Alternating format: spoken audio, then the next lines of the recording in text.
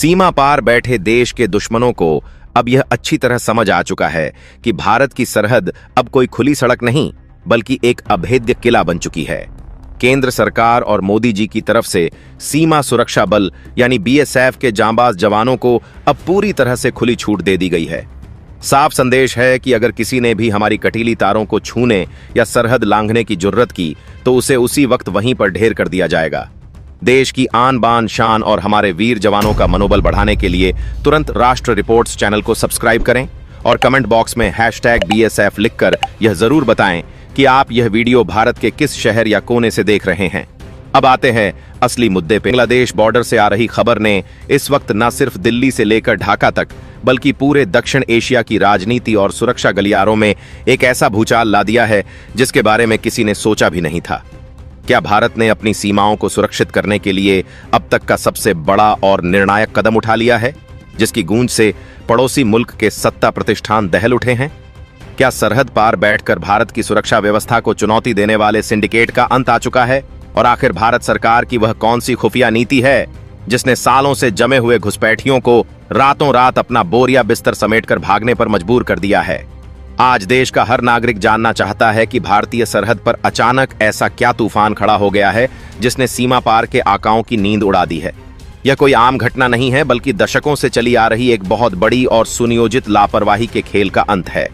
दशकों से खुली सीमाओं, कमजोर पहरेदारी और ढीले ढाले कानूनों का फायदा उठाकर जो लोग भारत में अवैध रूप से दाखिल होते थे, आज उनके पैरों तले जमीन पूरी तरह से खिसक चुकी है। प्रशासन का डंडा कुछ इस तरह से चला है कि अब किसी को कोई मोहलत नहीं दी जा रही है। पहले ऐसा होता था कि लोग आसानी से सीमा पार कर जाते थे, फर्जी दस्तावेज बनवाते थे और देश के अलग अलग कोनों में जाकर छिप जाते थे, लेकिन अब वह दौर पूरी तरह जा चुका है। भारत ने बांग्लादेशी घुसपैठियों के खिलाफ एक ऐसा व्यापक और जमीनी अभियान छेड़ दिया है जिसने पूरे समीकरण को ही पलट कर रख दिया है। अब यह केवल कागजी धमकियां या राजनीतिक बयानबाजी नहीं रह गई है बल्कि जमीन पर होने वाले सीधे और अचूक एक्शन का असर दिखने लगा है। इस कड़े प्रहार के पीछे एक बेहद कड़ा और साफ संदेश छिपा हुआ है। संदेश बिल्कुल साफ है कि अब भारत की भौगोलिक सीमाएं किसी भी तरह के अवैध अतिक्रमण को 1 इंच भी बर्दाश्त नहीं करेंगी। जो जहां से आया है उसे वहीं वापस जाना पड़ेगा और कोई भी बाहरी व्यक्ति हमारे देश के संसाधनों के ऊपर अवैध रूप से कब्जा नहीं कर सकता है।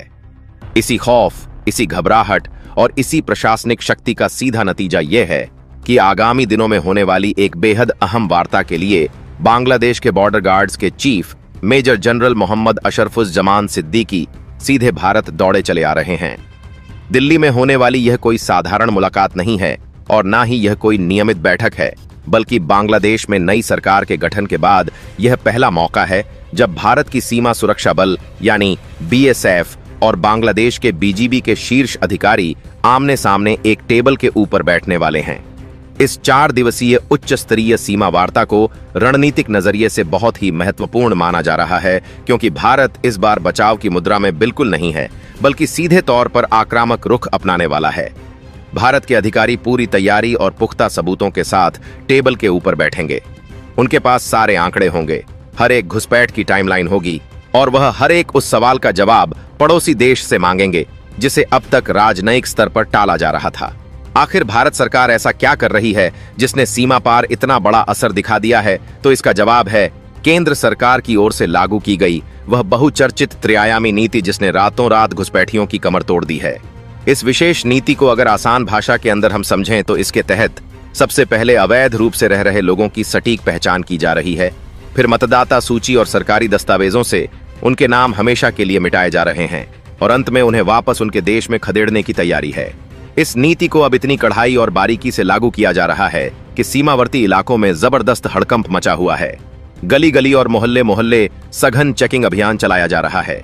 जो लोग सालों से फर्जी पहचान पत्र, जाली राशन कार्ड और नकली दस्तावेजों के सहारे देश के अलग अलग हिस्सों में छिपे बैठे थे, अब उनकी मुश्किलें लगातार बढ़ती जा रही हैं और उनका पूरा कच्चा चिट्ठा खोला जा रहा है। जांच एजेंसियां और स्थानीय प्रशासन एक दूसरे के साथ मिलकर घर घर की जानकारी जुटा रहे हैं और स्थानीय नागरिकों के साथ मिलकर एक ऐसा खुफिया नेटवर्क तैयार किया जा रहा है जहां बाहरी और अवैध लोगों की पहचान पलक झपकते ही हो जाती है। अवैध घुसपैठियों की पहचान कर उनके नाम वोटर लिस्ट से हटाने का यह अभियान अपने चरम पर पहुंच चुका है। केंद्र सरकार और गृह मंत्रालय ने सार्वजनिक मंचों से बिना किसी लाग लपेट के बिल्कुल स्पष्ट कर दिया है कि किसी भी अवैध प्रवासी या रोहिंग्या को किसी भी कीमत पर बख्शा नहीं जाएगा। लेकिन यहां सरकार ने सिर्फ प्रशासनिक डंडे का इस्तेमाल नहीं किया है, बल्कि एक बहुत बड़ा मनोवैज्ञानिक दांव भी चल दिया है। सरकार की तरफ से यह साफ संदेश दे दिया गया है कि जो लोग खुद अपनी मर्जी से अपने देश वापस लौटना चाहते हैं वे लौट जाएं, उन पर कोई दंडात्मक कानूनी कार्रवाई नहीं की जाएगी और उन्हें सुरक्षित वापस जाने का एक मौका दे दिया जाएगा। यह एक ऐसी चाल है जिसने सीधे घुसपैठियों के दिमाग पर गहरा असर किया है। उन्हें अच्छी तरह समझ में आ गया है कि अगर वह जांच में पकड़े गए तो उन्हें लंबी सजा काटनी पड़ेगी, उन पर भारी जुर्माना लगेगा और उनके पास बचने का कोई कानूनी रास्ता नहीं बचेगा। इस मनोवैज्ञानिक दबाव और कानूनी खौफ का असर यह हुआ कि अब भारी जुर्माने और लंबी जेल के डर से हजारों की संख्या में अवैध प्रवासी खुद ही रातों रात वापस लौटने लगे हैं। यह भारत की बहुत बड़ी रणनीतिक जीत मानी जा रही है, जहां बिना किसी बल प्रयोग के केवल कानून के खौफ और प्रशासनिक शक्ति से ही उल्टी वापसी शुरू हो गई है। रातों रात लोग अपने अवैध ठिकाने छोड़कर भाग रहे हैं। रेलवे स्टेशनों, बस अड्डों और सीमावर्ती कस्बों में अचानक ऐसे लोगों की भीड़ देखी जा रही है जो चुपचाप इस देश को छोड़कर वापस अपनी जमीन पर लौट जाना चाहते हैं। प्रशासन भी उन्हें रोकने की बजाय इस बात पर पैनी नजर रखे हुए है कि उनकी वापसी बिना किसी सुरक्षा विवाद के पूरी हो जाए।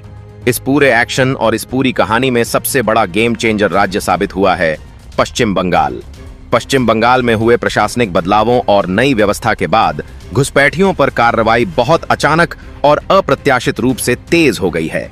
यह एक ऐसा राज्य है जिसकी भूमिका इस पूरे मामले में सबसे ज्यादा महत्वपूर्ण रही है, क्योंकि भारत और बांग्लादेश के बीच कुल 4096 किलोमीटर लंबी सीमा लगती है, जिसका एक बहुत बड़ा हिस्सा यानी करीब 2216 किलोमीटर अकेले पश्चिम बंगाल से सटा हुआ है। इतनी लंबी सीमा होने के कारण यहां ऐसी अवैध गतिविधियां और घुसपैठ सबसे ज्यादा होती थीं, लिहाजा वहां के प्रशासन का रुख सबसे ज्यादा मायने रखता है।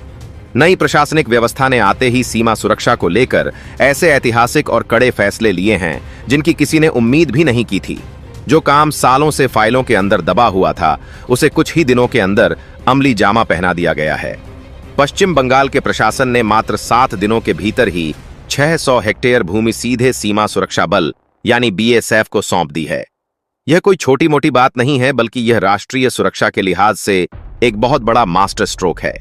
सालों से जमीन न मिलने की वजह से सीमा पर कटीले तारों की बाढ़ लगाने का काम अटका हुआ था, लेकिन इस फैसले से बीएसएफ को पूरी छूट मिल गई है कि वह बिना किसी स्थानीय रुकावट के सरहद पर मजबूत फेंसिंग का काम पूरा कर सके। अब बीएसएफ को किसी भी तरह की कागजी कार्रवाई के लिए महीनों इंतजार नहीं करना पड़ रहा है। इसके अलावा राज्य में जगह जगह आधुनिक डिटेंशन सेंटर बनाने की प्रक्रिया भी तेज कर दी गई है, ताकि पकड़े गए घुसपैठियों को सुरक्षित रखा जा सके और फिर उन्हें पूरी कानूनी प्रक्रिया के तहत वापस उनके देश भेजा जा सके। यह सब इतनी तेजी से हो रहा है कि अवैध काम करने वाले सिंडिकेट को संभलने तक का मौका नहीं मिल पा रहा है। इससे भी बड़ा रणनीतिक फैसला लिया गया है चिकन नेक कॉरिडोर को लेकर।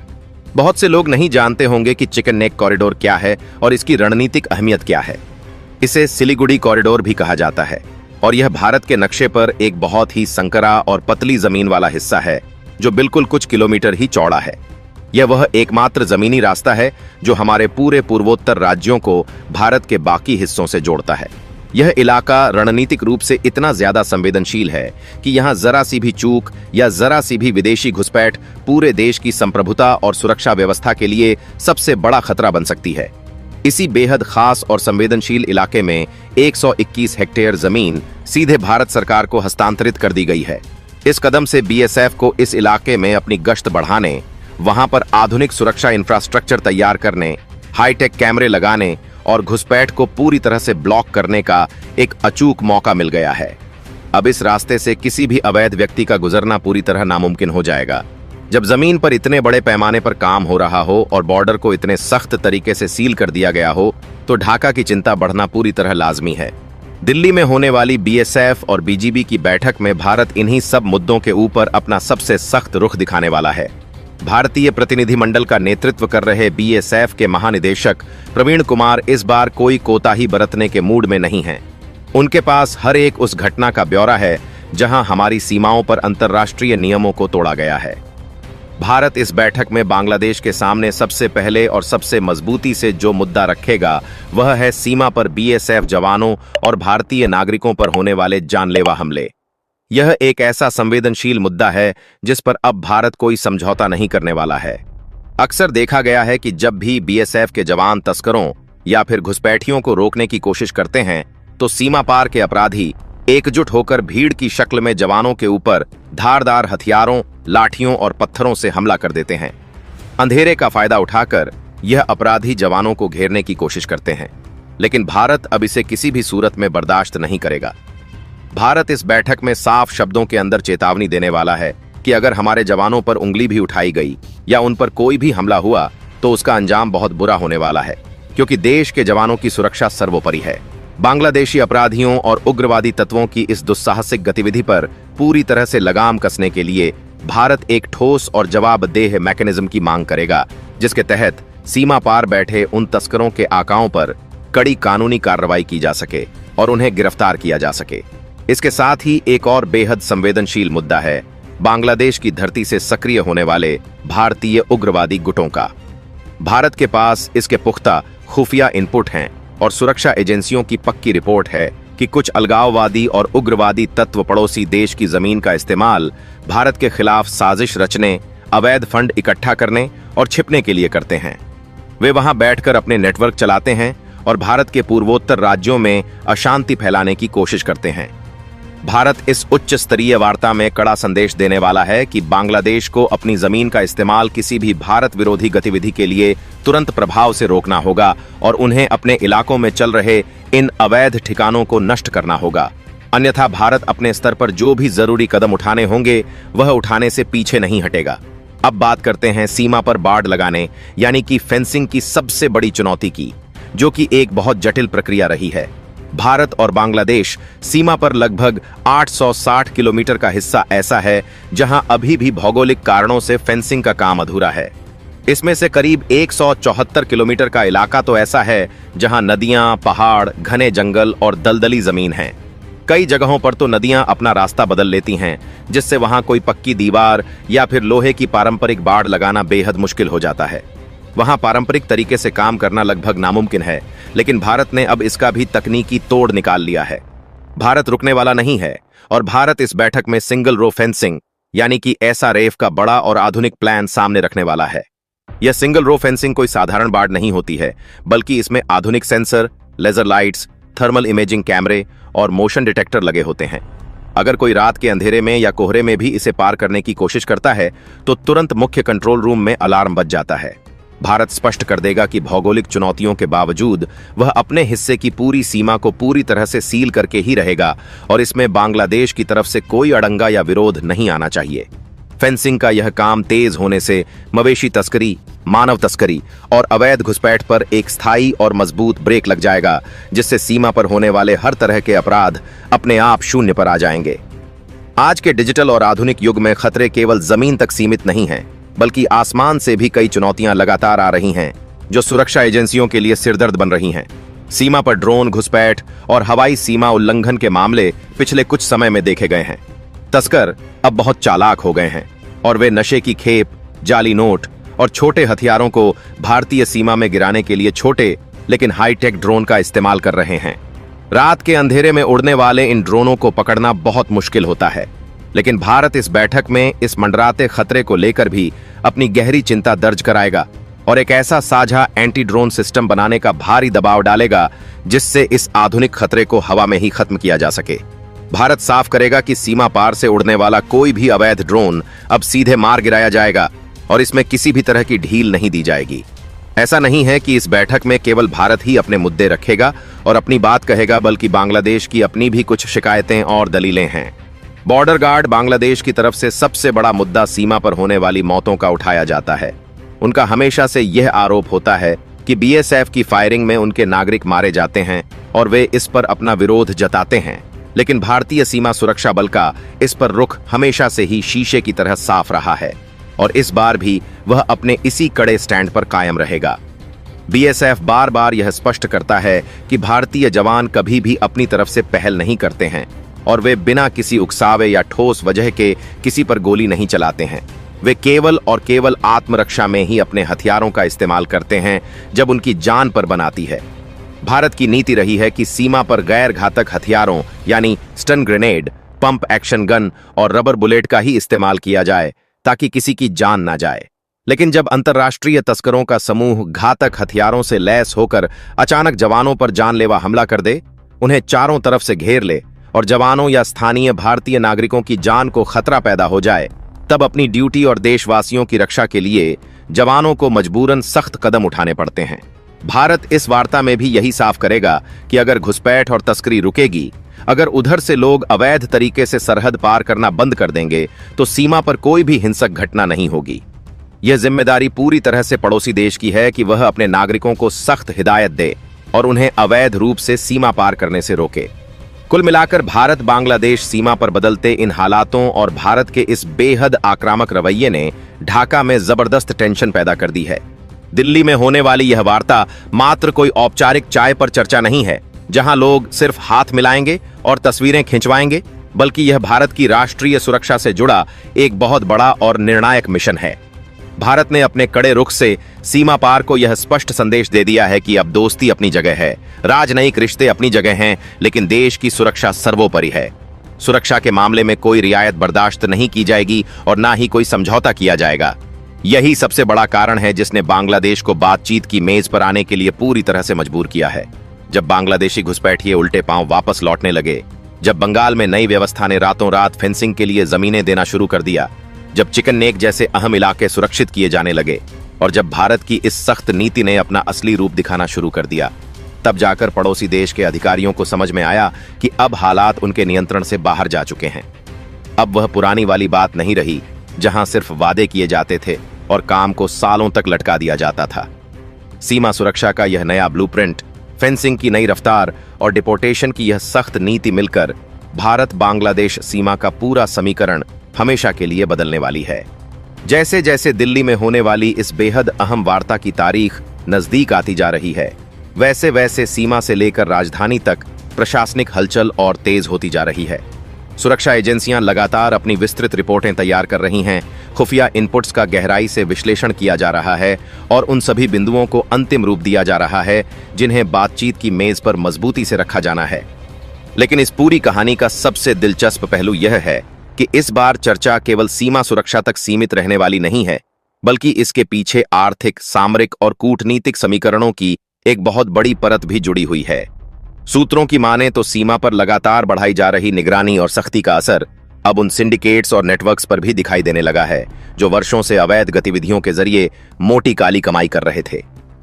जिन रास्तों का इस्तेमाल कभी तस्करी, अवैध आवाजाही और गैर कानूनी कारोबार के लिए धड़ल्ले से किया जाता था, वहां अब 24 घंटे आधुनिक उपकरणों से निगरानी रखी जा रही है। और यही वजह है कि कई ऐसे नेटवर्क अचानक पूरी तरह से ठप हो गए हैं जिनका अस्तित्व वर्षों से बना हुआ था। यही कारण है कि सीमा के दोनों ओर एक अजीब सी बेचैनी का माहौल बढ़ता जा रहा है। अब सबसे बड़ा सवाल यह है कि आखिर आने वाले दिनों में सीमा प्रबंधन की तस्वीर कैसी रहने वाली है।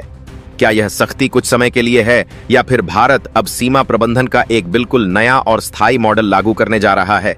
सुरक्षा विशेषज्ञों का मानना है कि पिछले कुछ वर्षों में आधुनिक तकनीक ने सीमा सुरक्षा के पूरे ढांचे को बदल कर रख दिया है। अब केवल जवानों की शारीरिक तैनाती ही सुरक्षा की गारंटी नहीं मानी जाती, बल्कि कैमरे, सेंसर, निगरानी टावर, ड्रोन, डेटा एनालिटिक्स और रियल टाइम कमांड सिस्टम भी उतने ही महत्वपूर्ण हो चुके हैं। इसी वजह से अब कई सीमावर्ती इलाकों में नई परियोजनाओं पर तेजी से काम शुरू होने की चर्चा है। ऐसे पैचेस की पहचान की जा रही है जहां पहले निगरानी अपेक्षाकृत कमजोर मानी जाती थी और वहां अब आधुनिक तकनीक आधारित सुरक्षा व्यवस्था स्थापित करने की योजना बनाई जा रही है। इसका उद्देश्य केवल घुसपैठ रोकना नहीं है, बल्कि हर संदिग्ध गतिविधि पर तुरंत और सटीक प्रतिक्रिया देने की क्षमता विकसित करना भी है। इस पूरे घटनाक्रम का एक और बड़ा पहलू स्थानीय आबादी से जुड़ा हुआ है। सीमावर्ती गांवों में रहने वाले लोगों को भी अब सुरक्षा हुआ है। सीमावर्ती गांवों में रहने वाले लोगों को भी अब सुरक्षा व्यवस्था का एक महत्वपूर्ण हिस्सा माना जा रहा है। कई जगहों पर विशेष जागरूकता कार्यक्रम चलाए जा रहे हैं और लोगों से संदिग्ध गतिविधियों की सूचना तुरंत स्थानीय प्रशासन को देने की अपील की जा रही है, जिससे स्थानीय प्रशासन के साथ उनका संपर्क बेहद मजबूत हो सके। सरकार का मानना है कि सीमा सुरक्षा केवल सुरक्षा बलों की जिम्मेदारी नहीं, बल्कि एक सामूहिक प्रयास होना चाहिए। उधर दूसरी तरफ कूटनीतिक मोर्चे पर भी गतिविधियां लगातार बढ़ रही हैं और दोनों देशों के उच्च अधिकारियों के बीच संपर्क बनाए रखा जा रहा है। कई ऐसे जटिल मुद्दे हैं जिन पर बातचीत के जरिए समाधान निकालने की कोशिश की जा रही है, लेकिन यह भी पूरी तरह साफ है कि भारत इस बार अपने सुरक्षा हितों को लेकर कोई ढील देने के मूड में दिखाई नहीं देता। यही वजह है कि आने वाली इस बैठक को बेहद महत्वपूर्ण माना जा रहा है। इस पूरी कहानी में एक और दिलचस्प मोड़ तब आया जब सीमा से जुड़े कुछ पुराने और लंबित मामलों की नए सिरे से समीक्षा शुरू हुई। कई ऐसी योजनाएं जो वर्षों से ठंडे बस्ते में पड़ी थीं, उन्हें फिर से सक्रिय करने की चर्चा शुरू हो गई है और अधिकारियों को सख्त निर्देश दिए गए हैं कि जिन योजनाओं का सीधा संबंध देश की सुरक्षा और निगरानी से है, उन्हें प्राथमिकता के आधार पर आगे बढ़ाया जाए। इसका असर अब जमीनी स्तर पर भी साफ दिखाई देने लगा है। सुरक्षा एजेंसियों का मानना है कि आने वाले समय में सीमा सुरक्षा का स्वरूप पहले से बिल्कुल अलग और आक्रामक होने वाला है। अब केवल घटना होने के बाद प्रतिक्रिया देने की रणनीति नहीं, बल्कि संभावित खतरों को पहले ही पहचानकर उन्हें सीमा पार ही रोकने की नीति अपनाई जा रही है। यही कारण है कि कई बेहद संवेदनशील इलाकों में अतिरिक्त संसाधन भेजे जा रहे हैं और निगरानी व्यवस्था को पहले से कहीं अधिक मजबूत किया जा रहा है। राजधानी दिल्ली में भी इस मुद्दे को लेकर लगातार उच्च स्तरीय बैठकें हो रही हैं। अधिकारियों से विस्तृत जमीनी रिपोर्ट मांगी जा रही है और हर संभावित परिस्थिति के लिए अलग अलग रणनीतियां तैयार की जा रही हैं। सरकार यह सुनिश्चित करना चाहती है कि सीमा से जुड़ा कोई भी मामला भविष्य में राष्ट्रीय सुरक्षा के लिए चुनौती न बन सके। उधर सीमा के पास रहने वाले स्थानीय लोगों का भी कहना है कि पिछले कुछ समय में सुरक्षा व्यवस्था में बहुत बड़ा और स्पष्ट बदलाव देखने को मिला है, क्योंकि गश्त बहुत ज्यादा बढ़ चुकी है, तकनीकी निगरानी सख्त हो चुकी है और प्रशासनिक सक्रियता भी पहले की तुलना में कई गुना अधिक दिखाई दे रही है। यही वजह है कि पूरे क्षेत्र में यह चर्चा तेजी से फैल रही है कि आने वाले महीनों में और भी बड़े और कड़े कदम देखने को मिल सकते हैं। अब सारी निगाहें उस महावार्ता पर टिकी हुई हैं, जहां दोनों देशों के शीर्ष अधिकारी आमने सामने बैठने वाले हैं। यह केवल एक बैठक नहीं, बल्कि आने वाले वर्षों की सीमा नीति की दिशा तय करने वाला सबसे महत्वपूर्ण पड़ाव माना जा रहा है। और जो फैसले वहां होंगे, उनका असर केवल सीमावर्ती इलाकों तक सीमित नहीं रहेगा, बल्कि पूरे क्षेत्र की सुरक्षा, स्थिरता और भू राजनीति पर पड़ना तय है। अब देखना यह होगा कि बातचीत की मेज पर कौन से नए प्रस्ताव सामने आते हैं और किन मुद्दों पर सहमति बनती है। लेकिन इतना बिल्कुल तय है कि सीमा सुरक्षा को लेकर शुरू हुई यह नई कहानी अभी खत्म नहीं हुई है, बल्कि इसका असली अध्याय तो अब शुरू होने जा रहा है, जिसके कई नए मोड़ आने वाले दिनों में हमारे सामने आने वाले हैं।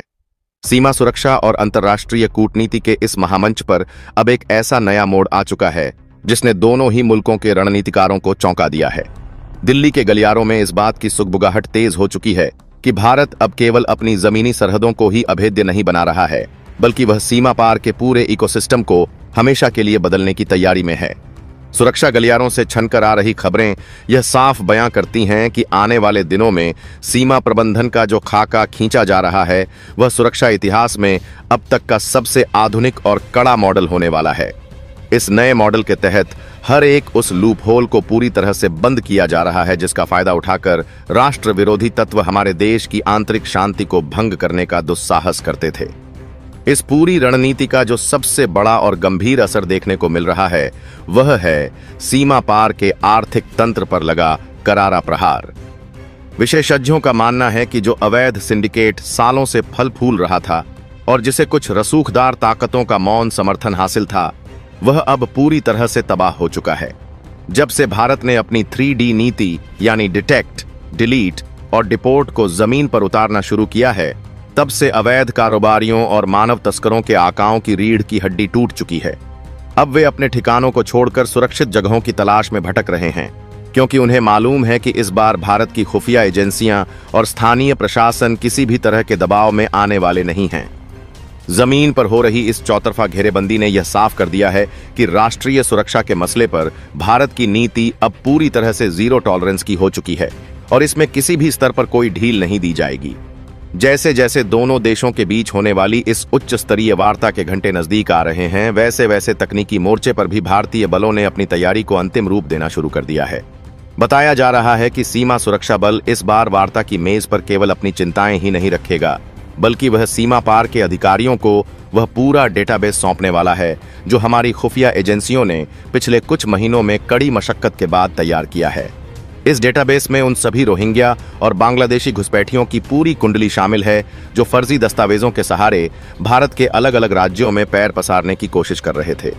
इस पुख्ता सबूत के सामने आने के बाद पड़ोसी देश के अधिकारियों के लिए किसी भी तरह की बहानेबाजी या लीपापोती करना पूरी तरह से नामुमकिन हो जाएगा, क्योंकि भारत इस बार ठोस और समयबद्ध कार्रवाई की मांग पर अड़ा हुआ है। इस रणनीतिक बदलाव का एक और बेहद महत्वपूर्ण पहलू यह है कि अब भारत की नजरें उन सभी जलमार्गों और नदीय सीमाओं पर टिक गई हैं जहां मानसून के दिनों में गश्त करना बेहद चुनौतीपूर्ण हो जाता था। जैसा कि हम जानते हैं कि भारत और बांग्लादेश के बीच एक बहुत बड़ा हिस्सा ऐसा है जहां नदियां सरहद का निर्धारण करती हैं और इन इलाकों में पारंपरिक रूप से लोहे की बाड़ लगाना हमेशा से असंभव माना जाता था। इसी भौगोलिक मजबूरी का फायदा उठाकर अक्सर बड़े पैमाने पर मवेशी तस्करी और हथियारों की अवैध सप्लाई की जाती थी। लेकिन अब भारत ने इस चुनौती का जो तकनीकी तोड़ निकाला है उसने तस्करों के होश उड़ा दिए हैं। नई सिंगल रो फेंसिंग और पानी के भीतर काम करने वाले आधुनिक सोनार और लेजर सेंसर की मदद से अब नदी की लहरों के नीचे होने वाली हर एक हरकत पर भी मुख्य कंट्रोल रूम से सीधी नजर रखी जा रही है। इसका मतलब यह है कि अब चाहे मौसम कितना भी खराब हो या नदियां अपना रास्ता बदल लें, भारत की सुरक्षा दीवार में परिंदा भी पर नहीं मार पाएगा। कूटनीतिक मोर्चे पर भी इस बार भारत का पलड़ा बेहद भारी दिखाई दे रहा है, क्योंकि पश्चिम बंगाल की नई प्रशासनिक व्यवस्था ने राष्ट्रीय सुरक्षा को सर्वोपरि रखते हुए केंद्र सरकार के साथ कदम से कदम मिलाकर चलना शुरू कर दिया है। इतिहास गवाह है कि पहले जब भी सीमा सुरक्षा या बाढ़ लगाने के लिए जमीन अधिग्रहण की बात आती थी तो स्थानीय राजनीति और कागजी कार्रवाइयों के फेर में मामले सालों साल लटके रहते थे, जिससे देश की सीमाओं की पहरेदारी कमजोर पड़ती थी। लेकिन अब वह राजनीतिक इच्छा शक्ति साफ दिखाई दे रही है जिसकी देश को लंबे समय से जरूरत थी। पश्चिम बंगाल में भूमि हस्तांतरण की प्रक्रिया को जिस तेज गति से पूरा किया गया है उसने यह साबित कर दिया है कि जब बात देश की एकता और अखंडता की आती है तो पूरा तंत्र एक होकर काम करता है। इसी प्रशासनिक तालमेल का नतीजा है कि सिलीगुड़ी कॉरिडोर यानी चिकन नेक जैसे रणनीतिक रूप से अति संवेदनशील इलाके को अब पूरी तरह से सुरक्षित कर लिया गया है, ताकि कोई भी विदेशी ताकत हमारे पूर्वोत्तर राज्यों की तरफ आंख उठाने की जुर्रत ना कर सके। इस कड़े प्रशासनिक और सैन्य रुख के बीच जो सबसे बड़ी मानवीय और मनोवैज्ञानिक जीत भारत को मिली है वह है बिना किसी खून खराबे या बल प्रयोग के शुरू हुआ रिवर्स माइग्रेशन। जब घुसपैठियों को यह एहसास हो गया कि भारत की नई नीति के तहत उनके खिलाफ न सिर्फ कानूनी मुकदमा चलेगा बल्कि उनकी अवैध रूप से बनाई गई संपत्तियों को भी कुर्क किया जा सकता है, तब उनके भीतर का खौफ 7वें आसमान पर पहुंच गया। इसी खौफ का नतीजा है कि सीमावर्ती जिलों में अब हर रोज ऐसे दृश्य देखने को मिल रहे हैं जहां अवैध रूप से रह रहे लोग खुद ब खुद अपने ठिकाने छोड़कर वापस जाने की राह पकड़ रहे हैं। भारत सरकार का यह मनोवैज्ञानिक दांव बेहद अचूक साबित हुआ है, क्योंकि इसने दुश्मन की रणनीति को बिना किसी सैन्य टकराव के पस्त कर दिया है और दुनिया को यह संदेश भी दिया है कि भारत अपने कानूनों को लागू करने में कितना सक्षम और दृढ़ संकल्पित है।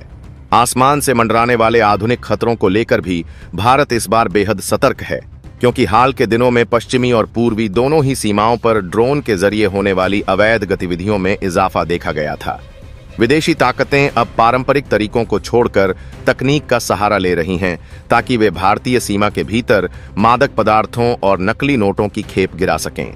लेकिन भारतीय रक्षा वैज्ञानिकों और बीएसएफ ने मिलकर एक ऐसा स्वदेशी एंटी ड्रोन सिस्टम तैनात करना शुरू कर दिया है जो सीमा पार से उड़ने वाले किसी भी संदिग्ध रिमोट कंट्रोल गैजेट को हवा में ही जाम करके मार गिराने की क्षमता रखता है।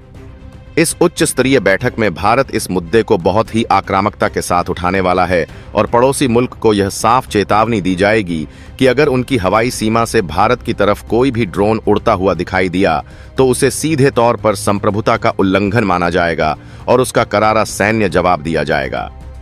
बैठक के एजेंडे में एक और बेहद गंभीर मुद्दा शामिल है और वह है हमारे बहादुर सीमा प्रहरियों पर होने वाले हिंसक हमले।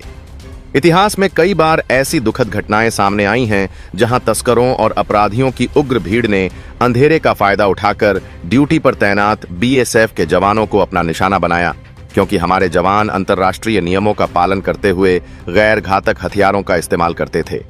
लेकिन भारत ने अब अपनी इस नीति की समीक्षा करते हुए यह साफ कर दिया है कि जवानों की जान से बढ़कर कुछ भी नहीं है। अगर कोई भी हिंसक भीड़ या अपराधियों का समूह हमारे जवानों पर हमला करने की कोशिश करेगा तो आत्मरक्षा में उन्हें घातक हथियारों का इस्तेमाल करने की पूरी छूट दे दी गई है। दिल्ली में होने वाली इस बैठक में बांग्लादेश के अधिकारियों को यह साफ तौर पर बता दिया जाएगा कि वे अपने नागरिकों और सीमावर्ती आबादी को सख्त हिदायत दें कि वे सरहद के नियमों का पालन करें, अन्यथा किसी भी अप्रिय घटना की पूरी जिम्मेदारी उनकी खुद की होगी।